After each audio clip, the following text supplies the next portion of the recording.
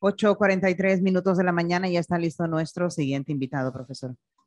Así es, Flor, porque yo no sé si a usted le ha pasado. Bueno, usted tiene un abogado ahí siempre cerca que le puede orientar, yo no. Pero hace días, semanas, vengo escuchando y el presidente de la Asamblea en su discurso de ayer mencionó este tema también. Me refiero a la ley de extinción de dominio. Y oigo hablar tanto del tema y oye, después de todo, nadie, o no, o yo por lo menos, yo no sé de usted, Flor, No. yo no escuchaba a nadie dar una explicación de qué trata esto Haciendo docencia del tema. y cuál es la importancia de que el país tenga esta ley de extinción de dominio. Bueno, entre otros, ¿quién más recomendado que el propio presidente del Colegio de Abogados para que nos hable del tema? Ya está con nosotros don Juan Carlos Araúz, presidente de dicho gremio profesional. Don Juan Carlos Araúz, buenos días. Bienvenido. Muchísimas gracias, Flor, profesor Cabrera. Gracias por la oportunidad de poder hacer consideraciones de estos temas. ¿De qué trata una ley de extinción de dominio? ¿Por qué nos están hablando tanto del tema? ¿Cuál es la importancia que tiene para el país tenerla o no? Porque ya escucho a colegas suyos diciendo que eso no es cierto, que es importante. Sí, mire, yo lo que primero quiero poner antes de entrar al fondo de la temática jurídica, que lo que hay aquí no es un problema técnico jurídico. Estamos ante un problema político por las implicaciones que aborda la temática de la extinción de dominio, principalmente en cuanto al catálogo de delitos de los cuales sería objeto una jurisdicción como esta. Nadie puede discutir que la lucha contra el narcotráfico y el crimen organizado es algo que debiese tener a toda la sociedad, digamos, con un discurso unificado. Sin embargo, el tema de la extinción de dominio empezará a distorsionarse en la medida que un catálogo distinto a estos dos delitos entre a ser considerado como el motivo de la legislación. Y allí entonces surgirán todas las voces de protesta en torno a un funcionamiento subjetivo de la justicia, ausencia de elementos de evaluación del comportamiento de la justicia, la interinidad de jueces, todo el catálogo de defectos de la justicia aparecerá en el momento en el que lo político vuelva a tener contacto con los temas de justicia. Y yo debo reafirmar, como siempre lo he dicho, en este país lo político siempre va a estar por encima de lo jurídico y es una realidad con la que vamos a vivir hasta el día que nuestra Constitución sufra una transformación realmente verdadera. Dicho esto, obviamente la extinción de dominio como tal es una figura jurídica que busca que en los delitos puntuales que se pongan en su catálogo permita que el amparo de la propiedad privada pase a un análisis diferente, permitiéndole al Estado extinguir títulos de propiedad, posesión y tenencia de cosas que en su momento puedan ser consideradas con su origen en este tipo de delitos que se encontraría en el catálogo de la ley que lo regula.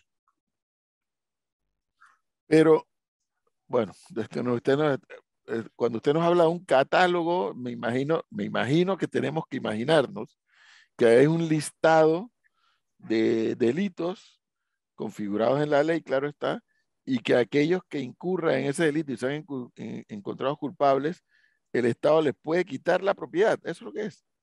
Habría un catálogo de delitos, de acuerdo como está la redacción, actualmente sería narcotráfico, crimen organizado y corrupción, y la figura de extinción de dominio no necesariamente debe tener una sentencia condenatoria para entrar en operación. Es una jurisdicción distinta que no requiere la sentencia penal porque se regiría bajo otro régimen jurídico, y allí es donde empiezan a esgrimirse las voces de que estas figuras requieren entonces para su funcionamiento una institucionalidad fortalecida, en donde los sistemas no puedan ser utilizados de forma caprichosa o de forma arbitraria, y allí es donde, vuelvo y repito, es donde nosotros tenemos el pantano, Nosotros, al hablar de funcionamiento institucional, no es que nos podamos dar golpes de pecho de que algo opera correctamente en nuestro país, y ese es el debate realmente que se produce con la figura de extinción de dominio. Después de la sentencia penal, entonces habría que hacer que un nuevo proceso para No, poder...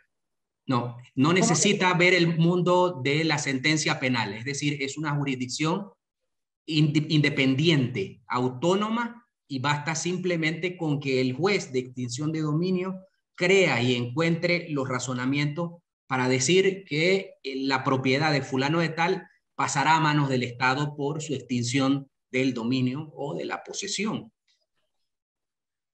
Claro. Ahora, esta figura, ¿por qué hay quienes insisten en decir, pregunto, que es una exigencia de la OCDE o de Gafi o de todas estas organizaciones que tienen a Panamá bajo la amenaza de seguir en las listas? ¿Ustedes saben algo de esto? ¿Que es una exigencia? No, esto sería equivocado. O sea, creo que hay un plan de acción para el tema de las listas grises y negras, y el Ministerio de Economía y Finanzas ha presentado su hoja de ruta. Sin embargo, estos temas colaterales, tanto este como extinción de dominio como la facturación electrónica, son invenciones del momento que simplemente responden a otro tipo de intereses. Pero un colega suyo, que creo que es agremiado, digo yo, que creo que es agremiado, dice que en países como Estados Unidos este tipo de normas las están desmantelando. Claro, o sea, lo que siempre se va a poner en contexto es la fortaleza de un sistema para administrar con cautela, prudencia, responsabilidad, en resguardo al derecho como tal, la posibilidad de estas vías. Y el debate siempre va a ser dependiendo de la fortaleza de cada democracia o cada sistema.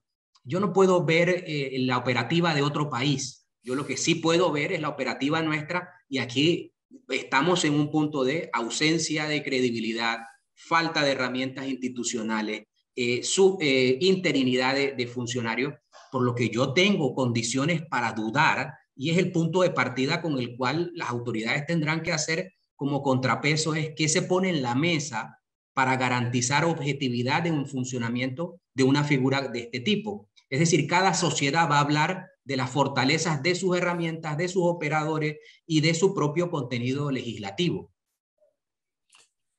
Al final de la historia, don Juan Carlos Araújo, el Colegio de Abogados ha hecho un pronunciamiento formal sobre este tema, y si lo ha hecho, ¿qué han dicho?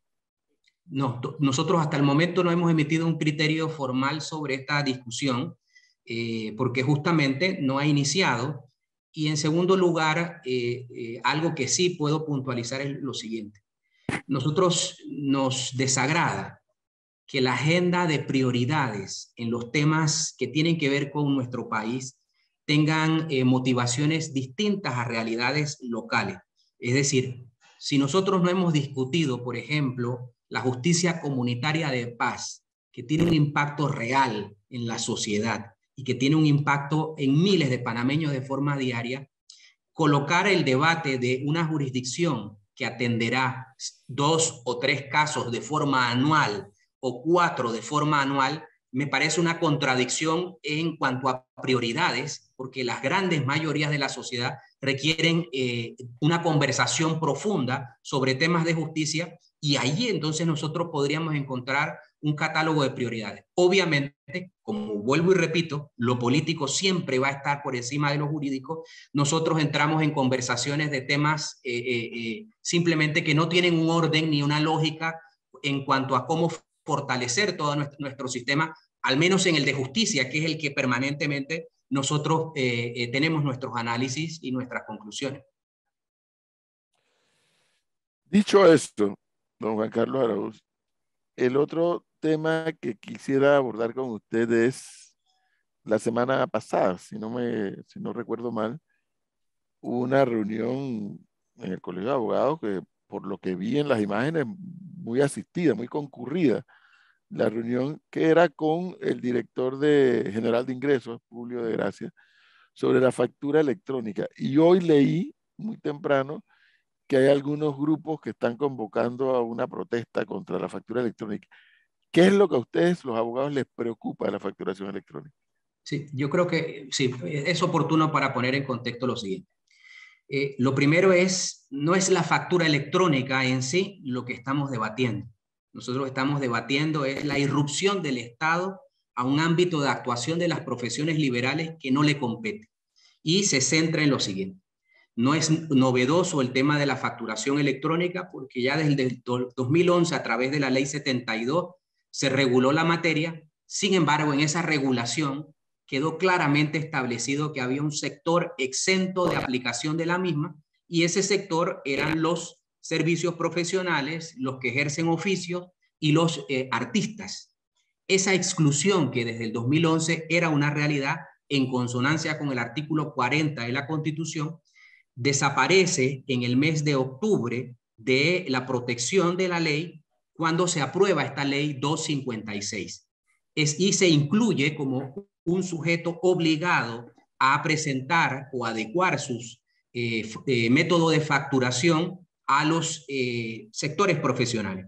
Esa inclusión, cuando se da el debate legislativo, ocurre 26 de octubre, 27 de octubre y 28 de octubre sin participación de los profesionales ni de los sectores afectados y adicionalmente sin la exposición de ninguna observación o de ningún aporte de que la regulación guardaba relación con las dos primeras líneas del artículo 40 de la Constitución que establece que este tipo de actividades podrán ser reglamentadas por la ley si atienden a unas condiciones muy particulares de idoneidad, moralidad, colegiación y ninguno de los supuestos con los cuales el constituyente exige que las profesiones sean reguladas se da en este presupuesto porque hay una confusión en torno a la naturaleza de las profesiones liberales que no se ejercen actos de comercio frente a los que sí ejercen actos de comercio y el Estado puede tener algún tipo de intervención.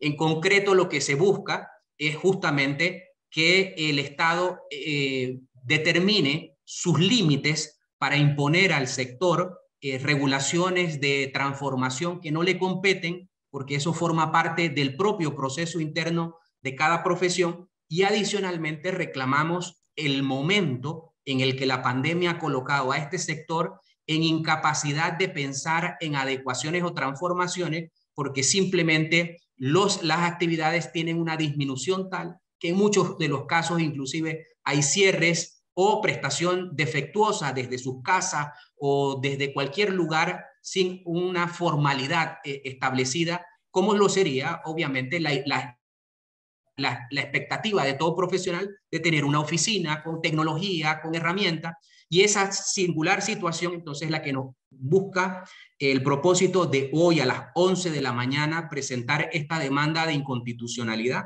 que atiende a la violación de dos artículos, el 40 en sus dos primeras líneas y el 17 que establece que las autoridades están instituidas para velar por los bienes, honra y vida de los nacionales.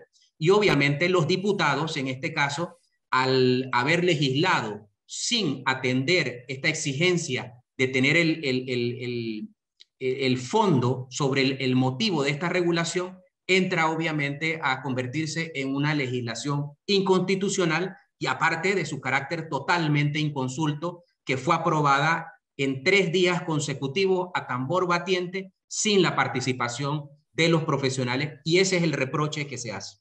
Pero ¿hay algo salvable en el tema? En cuanto a los profesionales liberales, nada. O sea, es la exclusión. Cada profesional liberal determina su funcionamiento en atención a sus propias realidades. Y le doy un ejemplo, profesor y Flor. Para cualquier profesional hoy día, utilizar la herramienta de Zoom es una herramienta de transformación de su servicio y eficiente. Lo estamos viendo aquí ahora mismo. Efectivamente. Sin embargo, un profesional que no tiene la capacidad de pagar la licencia tendrá que acomodarse a los 40 minutos gratuitos. Y es un tema en el que luego el Estado no podrá decir que porque hay que transformarse, todos debemos comprar la licencia de Zoom para mantenernos en comunicación efectiva. Es un tema de adecuación a realidades propias de cada profesional y lo que se cuestiona concretamente es el Estado no puede imponer un modelo de funcionamiento a las profesiones liberales que no guardan relación con las condiciones con las cuales se está operando en este momento, ni a futuro, porque el constituyente lo que busca, dos cosas: que cada profesión tenga una regulación a lo interno que busque esto, adecuaciones, transformaciones, actualizaciones, pero que surjan del seno propio de esas profesiones en atención a las expectativas de la sociedad. Y también el constituyente buscaba que la sociedad tuviese un segmento dentro de la sociedad que fuese el que le ayudara a resolver sus distintas temáticas en las que el Estado no puede llegar. Cercenar a los profesionales en este momento es atacar directamente al ciudadano, y es lo que nosotros ponemos como el contexto del por qué se demanda. Y también quiero reafirmar lo siguiente: nadie está promoviendo irresponsabilidad tributaria, nadie está promoviendo que los profesionales liberales estamos exentos de colaborar con el Estado en su agenda de producir. Sin embargo, lo que se tiene que tomar en cuenta es el cómo y el cuándo estas adecuaciones se presentan, y en el cómo todos tendríamos que simplemente preguntar, y que es algo que preguntamos en el encuentro con el director de ingresos. Y el director de ingresos reconoce que por lo menos el sector legal es un sector que contribuye de forma responsable en sus impuestos.